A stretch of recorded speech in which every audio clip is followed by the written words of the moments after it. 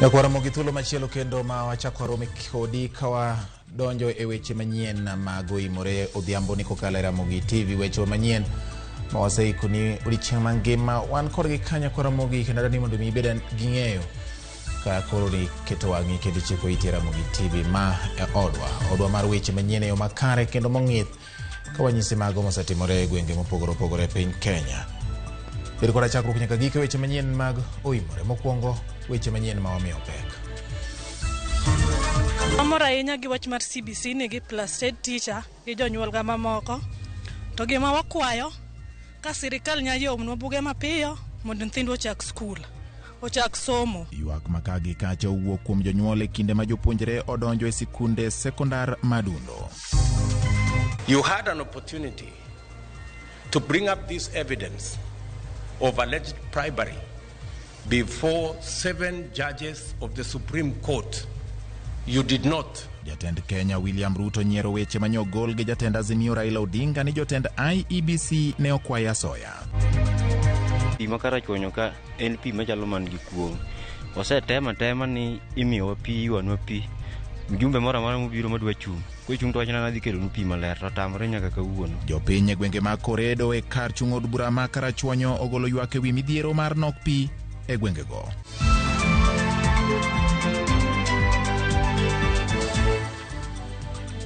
Ramogi jaloko maro iluongo ni Elizabeth Otieno odhiambo makawuono bende an kodi ka nyalo tudri kod namba 360 namba marwa mar ote machuok kata bende nyalo ndiko kokalo e Facebook mar Ramogi TV Kenya wan kanya achiel kachiel weche manyien biro luwo kanyo kendo yudo gi bende kapo ni mabor gi TV mari e odhiambo ni.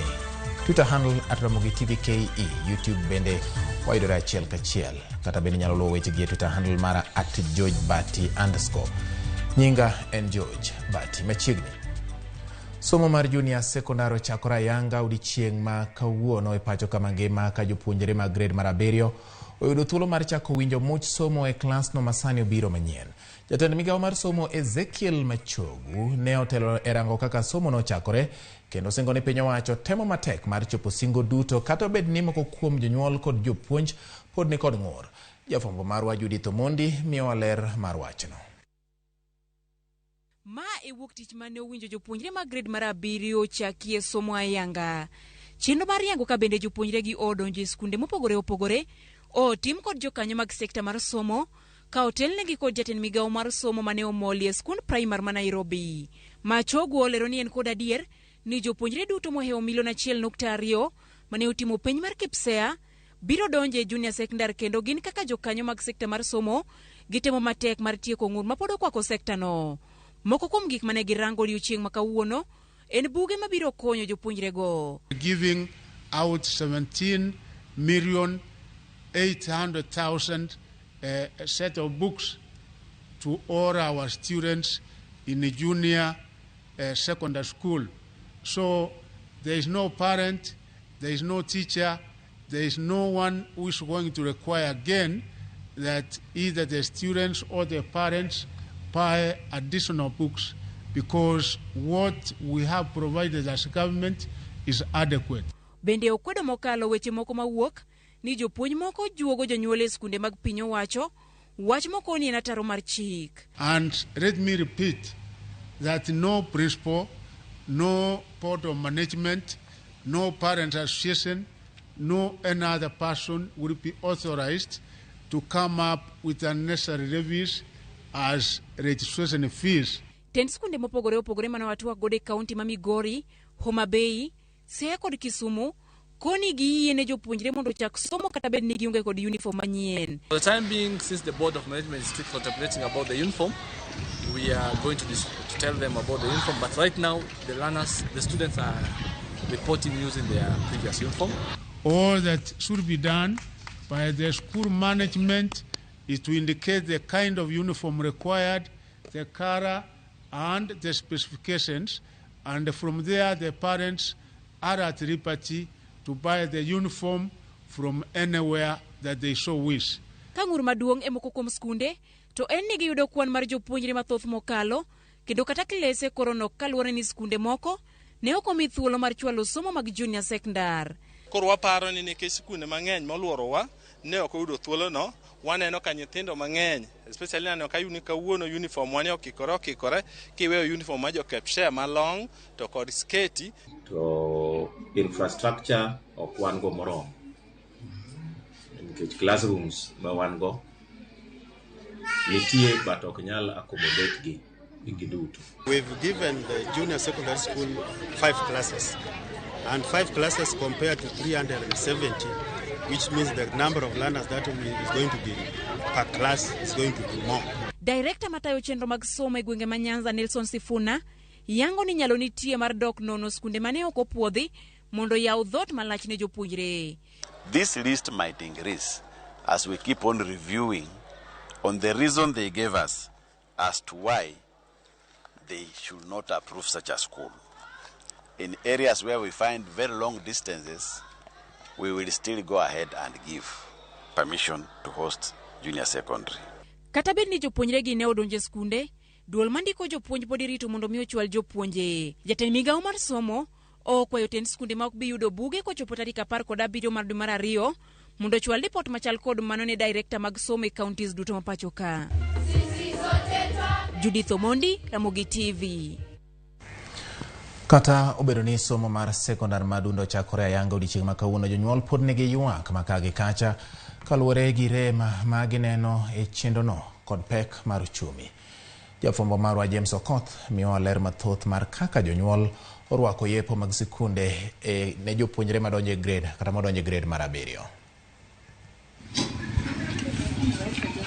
En odiechieng' ma piny Kenya kokalo e migawo mar somo ndiko e historia kokalo e chako ayanga e okang' mokwongo chenro mag somo e skund sekondar modundo kata junior secondary school. E counties makaluo picha ne ok opogore. Kata kamano, thoth jonyuol ywago nengo mamalo mar rwako jopuonjre e skund sekondar modundo kama oting'o nengo uniforms kod mamoko. E county ma Siaya, ma e kaka jonyuol ne oloso. Opek ni wakech wane wang'iyo ni wanyanyewa uniforms mag nyasa gi shati, to sani ng'eni wachalo joma rwako nyithindo e senior secondary ma form 1. Ng'eni obwogowa matin kawago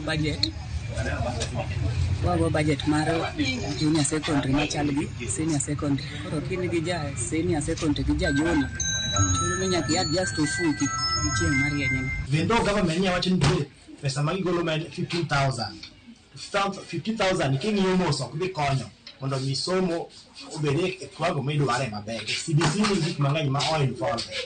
Koro mano ni awacho ni government ok giwacho ni nitie change of curriculum but support malong'o ma gichiwo mondo mi jopuonjre gi jopuonjre lwasi maber mar chiwo somo mong'ith pod ok ochopo e kwago midware.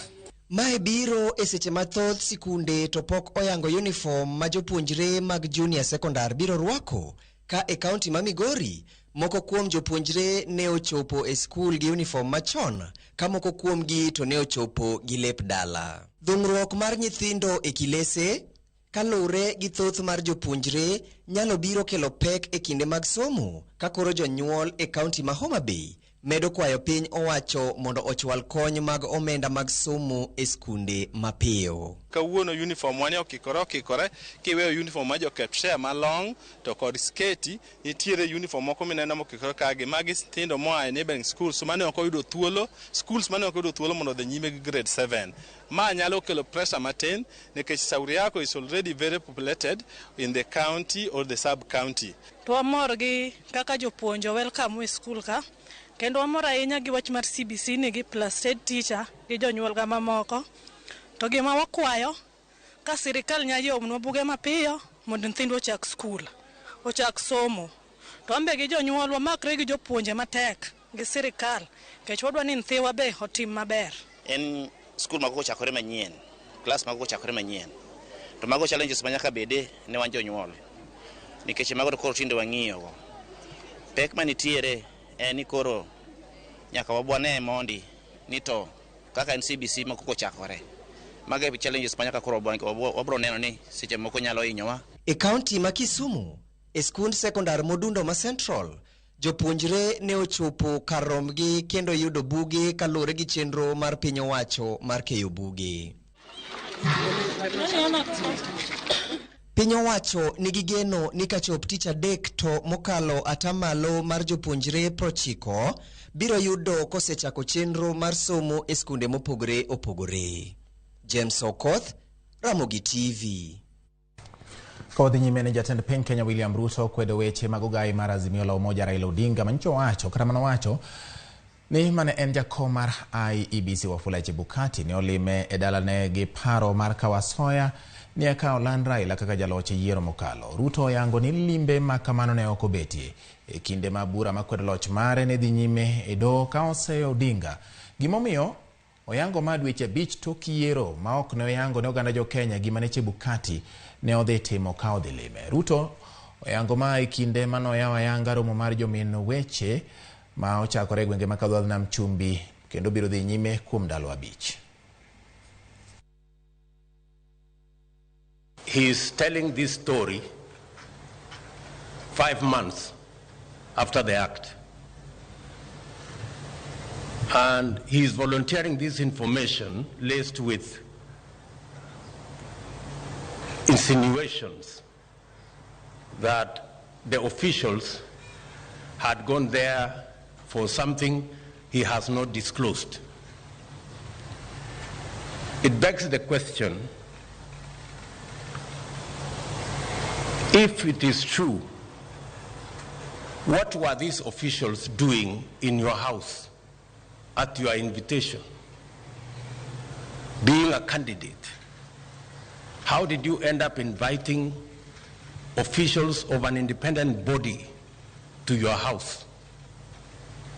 It also begs the question, you had an opportunity to bring up this evidence of alleged bribery before 7 judges of the Supreme Court.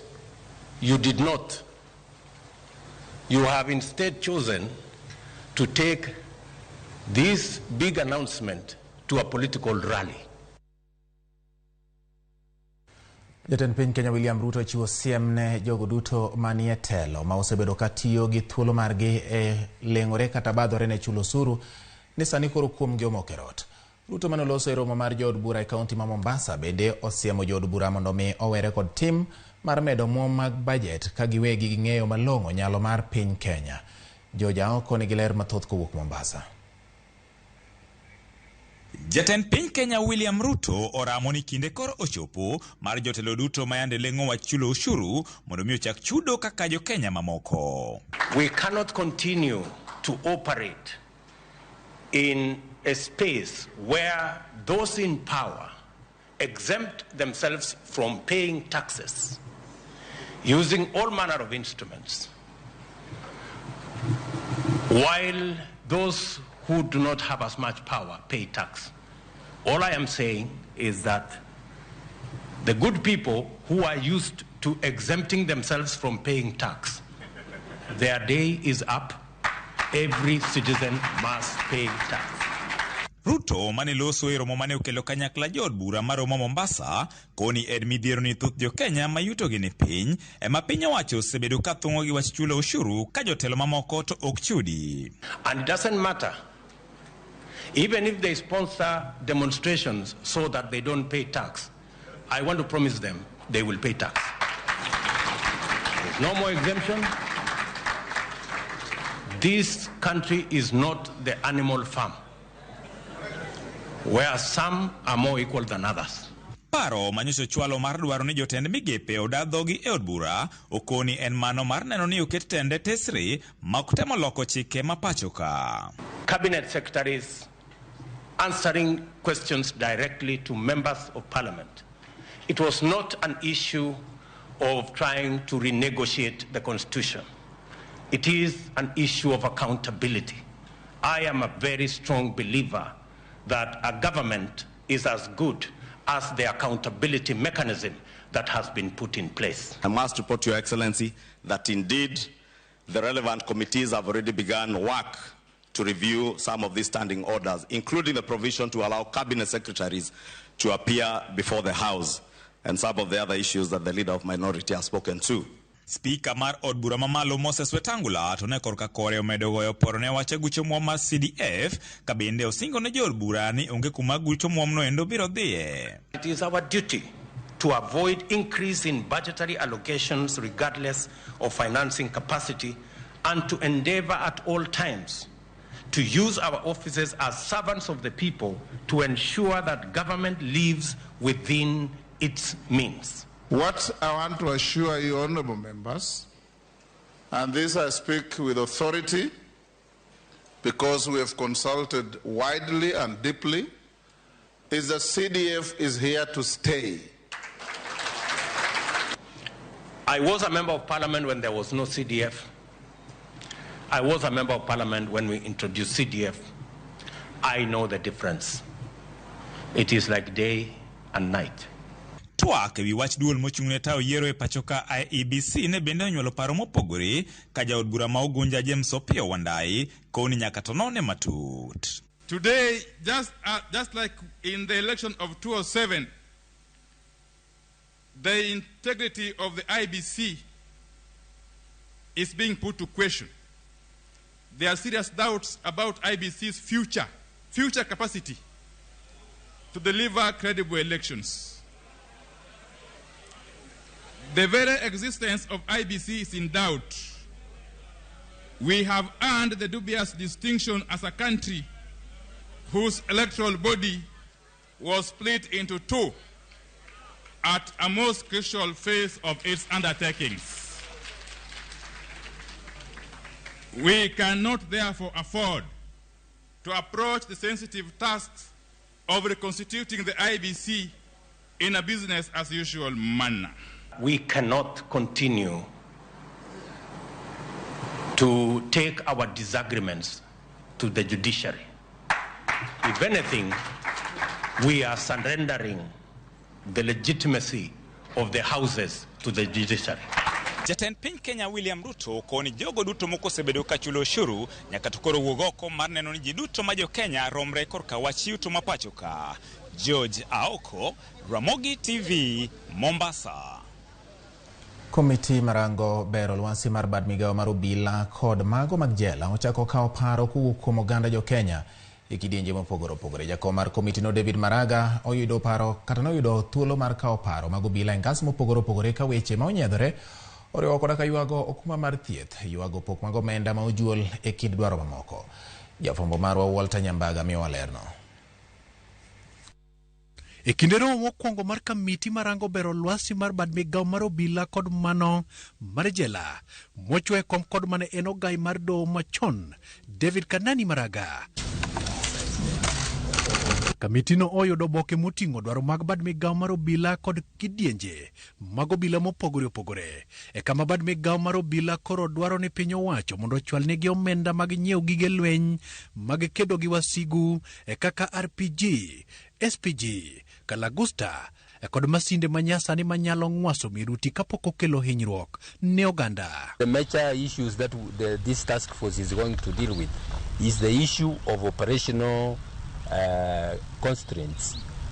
If there are any challenges the services are meeting among themselves, like the one you have talked about with the National Police Service Commission, we have already even received their memorandum, so we are going to consider all that. Marago konegi gwelo pa jopiny kokale ote mag mbui kasechego bende kamiti no koro kolo idwaro mag obila e kaka jolo kumba mag thieth kod sir mabiro kod thieth mago manyadi mang'eny biro gi pek. Medical insurance is one major issue we are going to consider. It is in our TORs. If you check, it is in our TORs. The memoranda we have already received from the IPOA, from the National Police Service Commission, from the National Police itself, from the Kenya Prison Service. Actually, I've said a lot about that. So I expect recommendations on that. Gai maro bila Jafeth Koome bende oko ne en kod adieri kod kanyakla mar Maraga mar biro rango lwasi mar dak kod ng'iyo kaka ngimagi inyal ber makare. One, there are a lot of expectations. Because of them, I can confidently state that I've committed police officers members of the National Police Service who love their country, who are patriotic. Gikoni moko kuom obilago yudo hinyruok e lai mar tich, eka moko chwe wito ligep wengegi, to moko bende yudo tur mag lumbrugi, eka ochiwo ranyisi kod Inspector Boniface Mutua kod Corporal Julius Irungu, maduto ne oyudo hinyruok bang' matoka margi ne nyono miruti mopidhi mag njore e 2019. Injured, paralyzed, but he's still a brave officer. He can present a strong face, still committed to serve. The vehicle we were traveling on, which is a soft-bodied car, ran over an improvised device, explosive device, and that's how I came to lose my sight. We have issues to do with a proper policy to deal with people who live with disability within the National Police Service.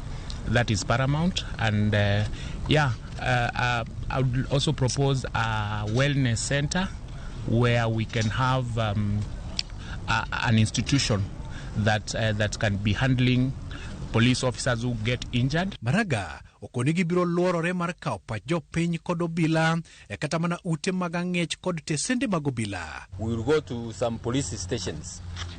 In those police stations, we will ask the senior officers to give us a room. They will not be there. We will listen to the junior officers so that they can speak freely to us. Kaka chenro mar bero lwasi mar bad migao mar obila, jakom mar kamiti David Maraga ochako chenro mar kao pach obilago kendo neno ni oketie tim dwaro margi. Chenro makende mosenyiedhore kind dwaro margi okelo kanyakla loso lwari mag masinde mago mag lweny. Walter Nyambaka, Ramogi TV, Bomas of Kenya, Nairobi. Piny owacho lando ni giketo tenge omenda maromo bilion 2 mar kedo kod midhiero mar oro kod kech ma okwako gwenge ma pachoka. Jalup jatend Kenya Rigathi Gachagua ema oyango mano ka olero ni piny owacho menyo neno ni oganda jo Kenya ok oyudo pek e kinde ma pod oro otimo limtidi. Ne oloso e romo mar lalruok e wi lwenje kedo gi oro kod kech, kama okoni sekta duto moriwo mago mag ji giwegi ni kod ting' mar jiwo sirkal lwedo e kedo kod midhiero no. The government has availed Kenya shillings 2 billion, which is available. Again, I think CS, now that you are settled, you need to review counties that were not in ASAL that needs to be brought on board. There are counties that have suffered over the years because they are not in ASAL. From the presentation by the Meteorological Department, the situation is not getting any better. So we must be prepared to deal with emergency issues and long-term solutions that are sustainable. The President has already pronounced himself that the way to go is to run away from rain-fed agriculture to irrigation and to focus more on water harvesting, which is being done through PPP. Erokamano nyako Ramogi kuom keto Ramogi TV weche wa manyien mag Oimore otieno mar 30 nyaka ne wachak dwe mar 1 higa ne nyiso ni wadong' mana gi seche moko to wagoriti ne dwe mar 1 higa mar 2023. Ka kamano in ma indiko na kendi miya pachi e weche wa manyien ma wakelo ni odhiambo ne mor mara ni iyiero Ramogi TV e odhiambo ma kama e weche manyien. Ka neno ka Ochieng Jakosege wacho ni Raila owere gi Ruto okelnwa dongruok moloyo wacho gik ma nowinjo bed ne wacho chon. Mano Ochieng Jakosege ka wacho kamano. Atoti Cardinal mar Migori wacho ni ler migocho wa Cairo kamano ahinya. Don Jamigori to penjo moro ni to ang'o momiyo jatend piny William Ruto ema duoko weche Chebukati. Penjnwa uru jatend piny ni ok weche Chebukati oduok Raila kende koso ene mane oro Chebukati wacho gogoye gi koyo. Mano penjo ma koro ni Don Jamigori penjo kanyo kasto bende mano kaluwore gi pache. Jacob Zumo tiende mar Ojola Kisumu West Sub County wacho ni no makari Ramogi TV ler. Tony Ohoto mar Baro Ber Ramogi ler kende no romos ne jadolo Michael Omondi mar St. Melkio Kerubi African Efeso no bende neno Ramogi kanyo nyakwa Ramogi. Yiena mondo wakawane yweyo marwa mokwongo ka waduogo pod wan gi mathoth ahinya kokalo Ramogi TV omiyo kik idhi mabor.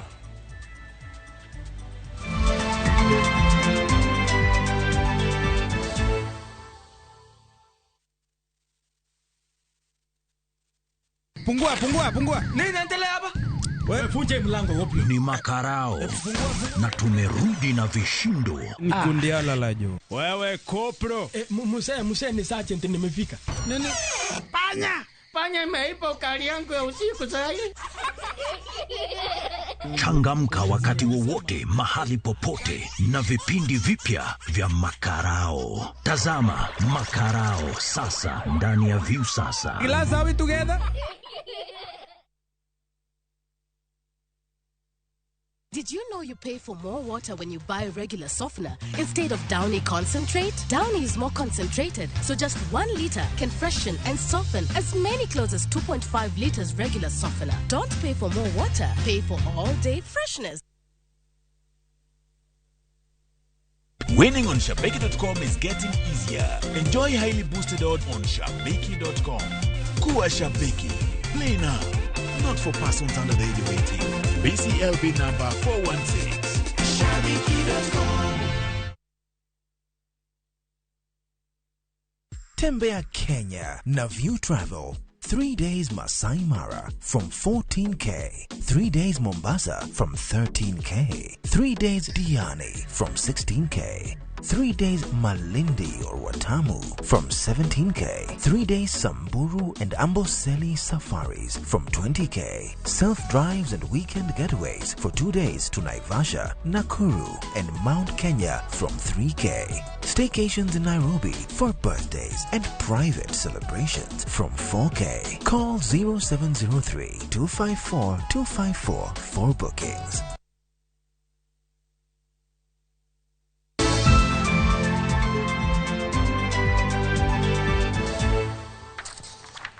Nakwa Ramogi bang duogo ka wawuok e yweyo pod nasingo ni wan gi mathoth to mage gin. Jatend migawo mar arita kwe Kithure Kindiki olando ni osechuog bado bila manyien mabiro chiwo arita ne mwandu mag pi ma jomaundu kod jokuoge osebedo ka geto. Kindiki wacho ni obila go biro chiwo arita ne yewni, tengi madongo kata tangi madongo mag pi, kuonde thiedho pi kod odundu mag keyo pi ma itayo kod migawo mar pi. Jagoro mongirore bar migawo no mar pi kod ler jagoro mongirore migawo mar pi kod ler mar alwora Paul Rono yango ni kisawito bilion maromo 10.6 higa ka higa kaluwore kod jokuo gi jomaundu mageto mwandu mag pi e pacho ka. You may be aware that currently the water coverage in Kenya is close to 70%. And with the current plans by the government to invest on UE dams, close to 100 dams, and another small dams close to 1,000 dams, and a number of boreholes across the country, there is need to make sure that all this infrastructure, including irrigation infrastructure, are protected. I have gazetted, effective this month, water infrastructure, water reservoirs, and all critical water sources as part of critical infrastructure that falls under the Protected Areas Act, which provides for special protection and which provides for procedures of removal from persons who might be found in those places without authorization. Jodak egweng ma koredo e kar chung'o bura ma Karachuonyo ni kod luoro ni tuoche ma ikelo kod pi ma ochido nyalo muoche gwengego kaluwore gi midhiero mar nok mar pi maler ma okwako gweng'no mangima. Kaka jafwambo marwa mar kaunti ma Homa Bay Ali Abich lero, jopiny go sani wuotho kilomita moinga 8 ka gitiyo kod punde e lawo pi e nam Lolwe.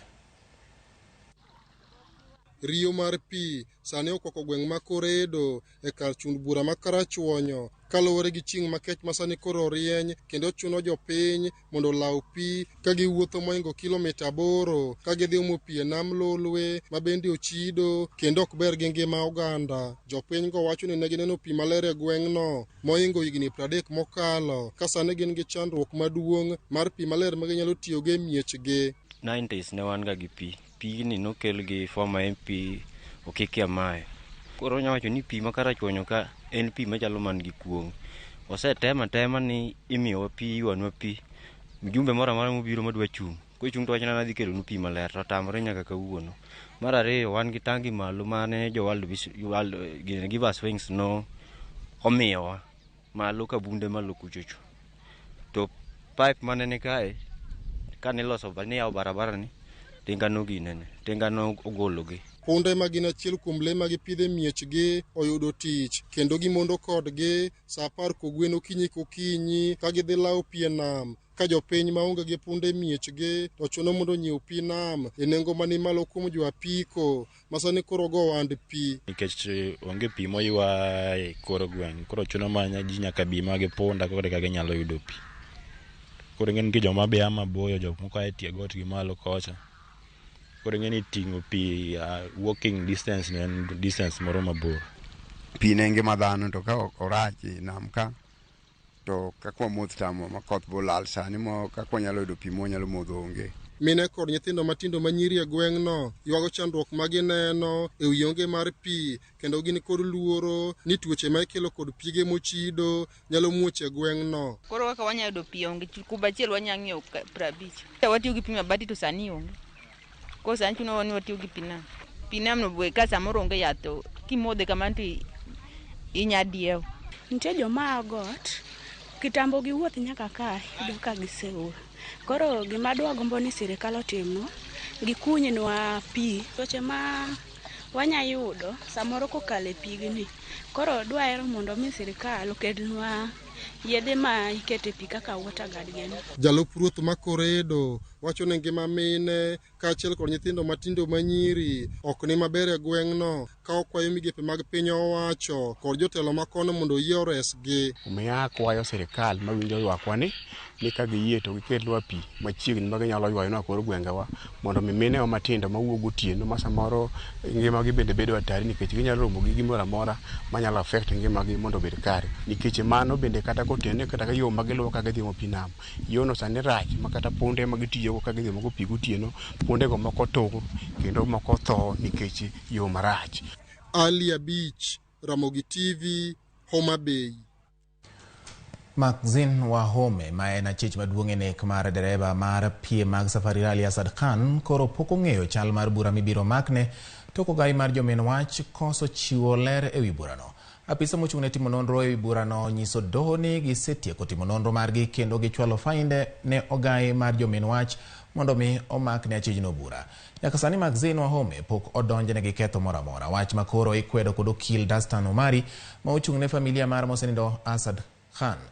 Magi timore seche mabende wuon ot kama mosenindo Asad Khan kod Magazine wa Home ne odakie kwayo doho mondo yiene okodesa odno kaluwore ni nyaka sani oseyudo lal maduong'. Kata kamano apisa mochung' ne timo nonro to wacho ni mano biro mana timore to ka osemak bura ne wa Home. Do biro chiwo ng'eto mare tarik 15 mar dwe manyien.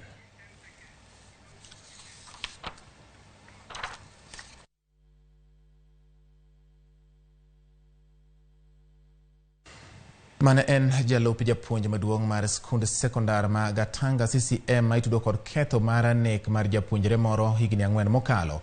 Koro idhi geng'ne e od ang'ech kuom ndalo 7 ka itimone nonro ka bende wiye tamam kata oyo. Elizabeth Gatimu mane ochopo e nyim jal bura Sylvia Motari idhi timne nonro mar Weche osiptal ma Mathare kapok oduoke kendo e doho kama ibiro somne ketho mare tarik 9 mar dwe manyien. Familia mar japuonjreno osebedo ka ywago ratiro margi kaluwore ni wach burano medo mana digni.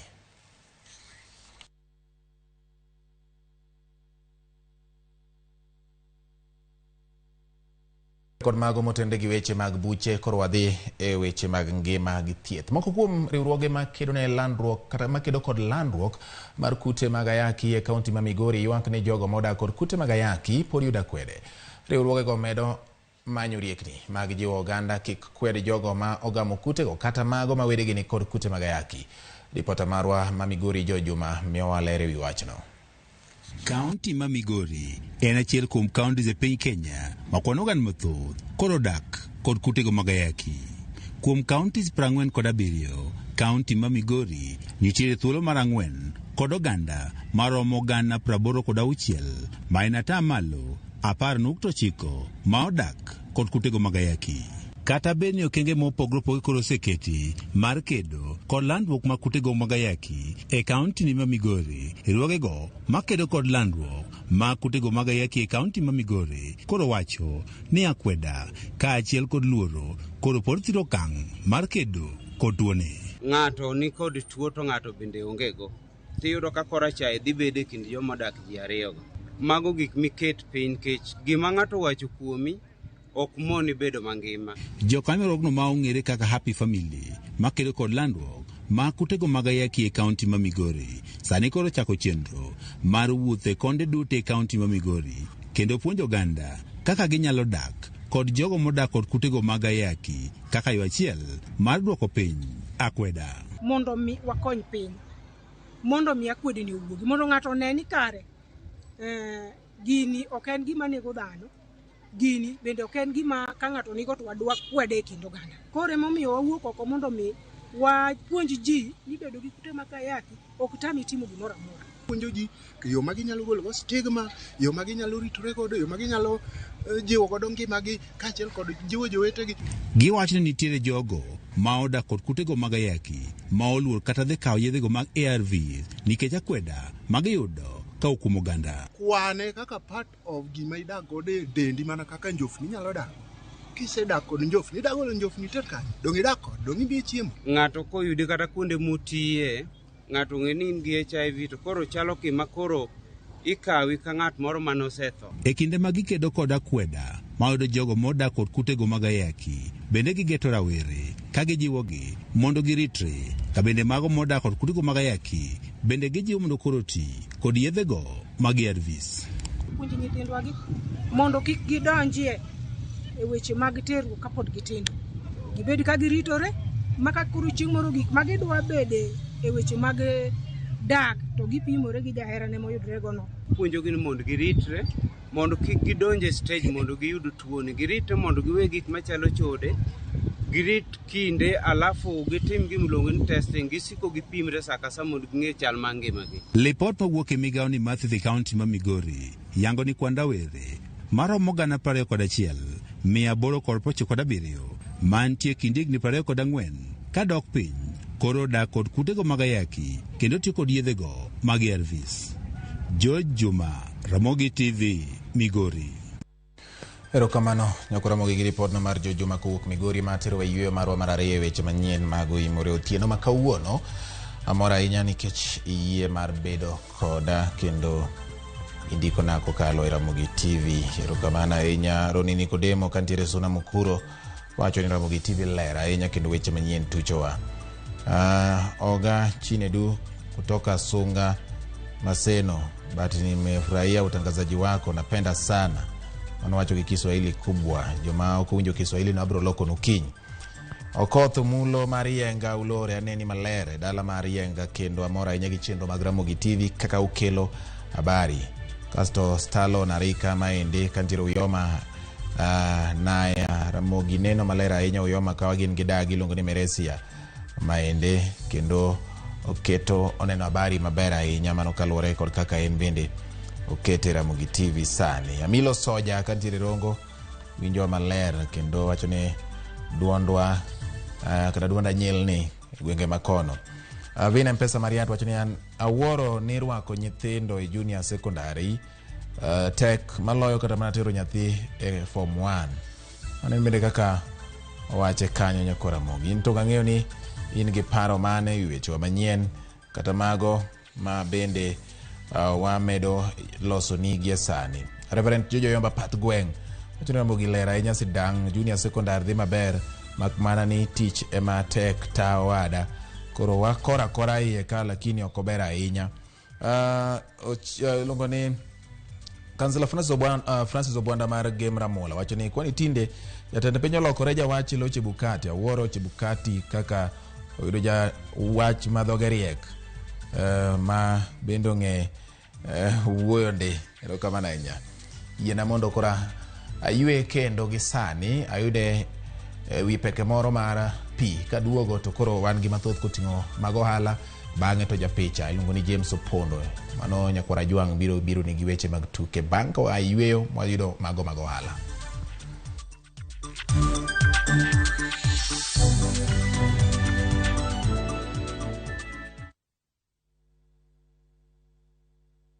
Weche manyien muoch pile ka pile, kumora mora kendo samora mora. Anyalo rito mondo anene kata asome, kata anyalo bedo e kind joma kele. Gi simba mar smartphone, Citizen Digital en reporter mar jopiny. Seche mantie wach motuch maparo ni nyalo moro oganda. Amako tipo kendo akete mbui kaeto arito. Ok en kayiem. Ka oyier report mara, abiro yudo Sh1,000 kendo sigana mandiko ibiro ketie kidieny mar Wananchi Reporting e Citizen Digital App. Kik ibed mana janeno mar wach matuch. Bede kin joma kuongo lande. Download the Citizen Digital App mondo iketi sigana mindiko e Wananchi Reporting kawuono. Citizen Digital App en namba 1 e keyo weche manyien.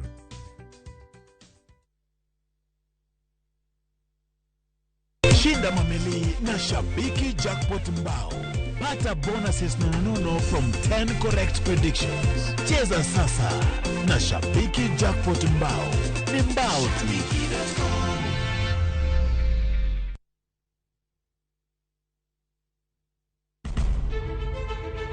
Penj laktar ok en ka chenro moro amora. Wach mar P2 emergency pin e monyo gino kapere mene giketho system. Wakelo ni achiel kachiel lakteche man gi lony mararieya e weche ngima dhano. Koro ka goyo picha to dhi nyisa kind lekene.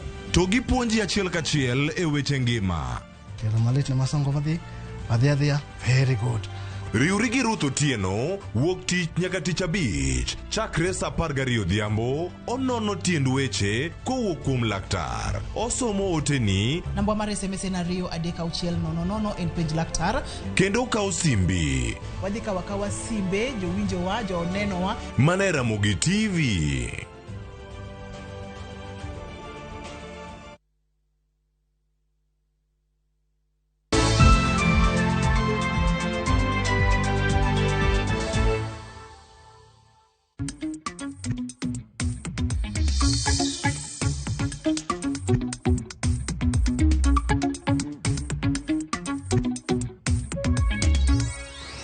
Machiegni koro wadonje motende gi weche mag ohala. Kambi ma ochung' ne keyo teko stima e pacho ka KPLC oketa yanga dwaro margi mar medo neno ni stima gi kata medo nengo stima gata malo 40 ka giwacho ni ma biro konyo neno ni teko stima obedo mongirore e gwenge duto mathurka.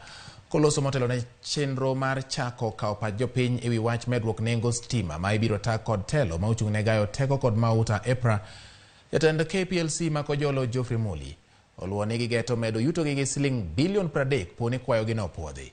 Poni EPRA opuodho kwayo makamano. Nengo stima biro idho nyaka siling 14 kowuok e siling 10 kuom unit ka unit ma Jakenya tiyo godo ne Jakenya matiyo gi matin ne units 30 dwe. Domestic customers in KPLC, 6.7 of those customers consume less than 100 units, and therefore they have been on lifeline tariff. And a lifeline tariff is a subsidized tariff. It's a tariff which is far below cost, and therefore that's an area that had to be looked at, so that we can have a percentage of customers paying electricity at a cost that reflects the total cost of supplying power in that area. This tariff review will be for a 3-year tariff control period that will be commencing hopefully on the 1st of April 2023, running for a 3-year tariff control period.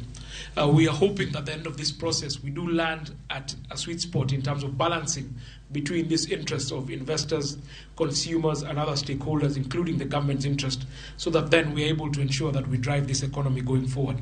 But as for today, in terms of what is the process, as I said, tomorrow we'll be starting our first public participation meeting in Nakuru. That is tomorrow on Tuesday. We'll then be moving on to Eldoret, going on to Kisumu. Piny owacho mar kaunti ma Migori okadho chik mar choko osuru kokalo yor lony manyasani e dwaro mar medo yore mag choko osuru e kaunti no. E kinde nyasi mar choko pa jopiny kaluwore gi okang' makamano, jatend migawo mochung' ne omenda e kaunti ma Migori Maurice Otunga owacho ni okang' no gigeno ni biro dino bugo ahinya to ne jogo ma osebedo kabadhore ne chulo osuru. Jalup gavana mar kaunti ma Migori Mahiri Gimunta wacho ni gibiro chuogo board mabiro bedo katayo chenro mar choko osuru e yor lony manyasani ka higa mar 2021 kaunti ma Migori noyudo rema mar choko mar osuru kod siling milion 70 kaluwore gi weche mag mibadhi kaachiel kod muoch mar midhusi mar korona. Kata kamano, gintie kod geno mar choko milion 350 osuru e hiko omenda ma higani. The revenue collection in Migori County, we are collecting revenue below 30% of what we are supposed to collect. So as one way of improving revenue collection in our county, we want to automate, and by also coming up with the revenue collection board that will be in charge of the revenue collection, revenue sharing, and revenue distribution among all the key stakeholders in Migori County. We are introducing this bill because we want to eliminate inefficiency and scandals that used to be there, or that is still there, in as far as collection and administration of revenue is concerned. And we want the Act to give us authority to have access to the information that will help us to charge tax as we should. Wadhiani nyime korwangi mago mag weche mag pur mar majan e gwenge ma Nyamira kocha ka owuok e kaunti ma Migori. Jopur mag majan chai e kaunti ma Nyamira ogolo ywak e wi ywaruok ma kinde ka kinde kind jotend kembe manie bwo riwruok mar KTDA. Jopur go wacho ni lwenje mag laro telo osemono sektorno dhi nyime kendo miyo gi yudo lal maduong' ahinya e pur mar majand chai kaachiel kod ohala mar chai. Gichiwo ranyisi mar rem yudo omenda mabalang' ma idendo ni bonus margi kaka jopur wetegi osebedo ka yudo e gwenge mamoko. Jakom mar board mar kambi chai ma Sang'anyi Vincent Arisi to wacho ni weyo chulo bonus go ne ochopie romo mar jokanyo e higa mokalo. Na wale wasere tuku wate bonga mara goba atigengi kisi wakatolewa na wale wameingia. Sasa matarakita ya zamani na ya sasa wanaendelea kupigana. Sasa ni kitu gani kinaendelea katikati? Tunasumbuka. Serikali wate tusaidie. Kwa maana sasa tunaenda wapi? Watoto wanafunguzwa shule. Na nyumba hakuna kitu tunakula. Na chai tunachuna. Ukiuliza wale wako wanakuambia wale walihama na pesa. Na miaka imepita 2. Ukiuliza wale walitoka wanasema waliwacha pesa yote. Sasa hiyo mfutano yao sisi tumekuwa kama nyasi ya kuumia. Deputy President na President wetu walisema pesa watatuletea. Sisi walimaji hatujapata hiyo pesa nusu mwaka na mafaktori wengine wamepata pesa. Sisi bonus ya Sang'anyi hatujaona. Hawa madirector wenye walitoka na wenye wameingia hatujaona jenye wanaongea. Kwa hivyo sasa tunasema sasa serikali etusaidie. Serikali ingilia ndani alau mjue hiyo pesa inaendanga wapi, mnasema nusu mwaka.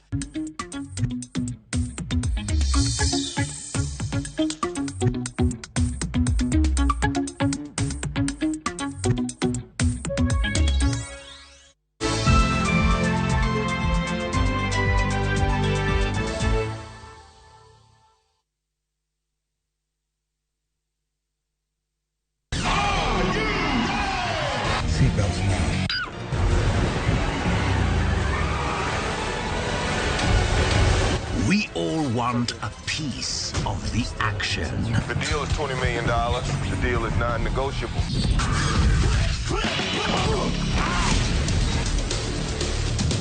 Don't miss the thrills, the adrenaline, and emotions. He's out there fighting for me. Viusasa brings you the best movies in your comfort zone. Feels good to be back.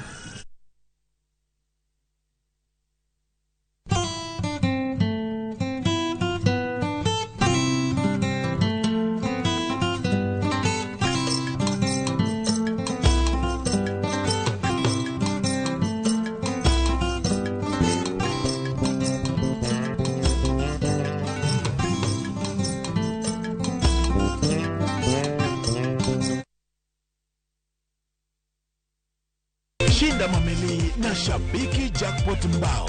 Pata bonuses nono from 10 correct predictions. Cheza sasa na Shabiki Jackpot Mbao.